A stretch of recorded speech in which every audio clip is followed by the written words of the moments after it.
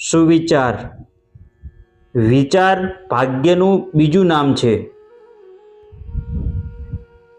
આ વાક્યમાં એક અદ્ભુત શક્તિની વાત કહેવામાં આવી છે.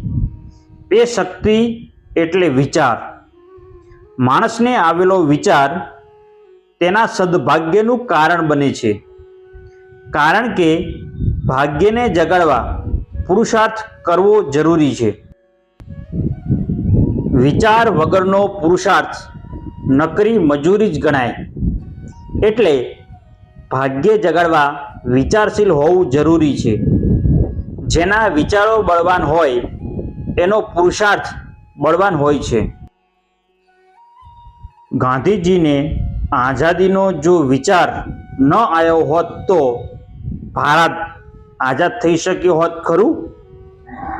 ગ્રેહામ બેલને દૂર બેઠેલા માણસ સાથે વાત કરવાનો વિચાર ન આવ્યો હોત તો ટેલિફોનની શોધ થઈ શકી હોત ખરી? આપણી સંસ્કૃતિમાં મનની શક્તિ વિશે ઘણું કહેવાયું છે. વિચાર મનની શક્તિ છે. વિચાર એક એવી ઉર્જા છે જે દેખાતી નથી પણ ધારી અસર કરે છે. માણસ જ્યારે પોતાના ભાગ્યને બદલવાનો વિચાર કરે છે ત્યારે એની અંદરની તમામ શક્તિઓ જાગૃત થઈ કામે લાગી જાય છે અને ફટાફટ નિર્ણયો લેવા માંડે છે.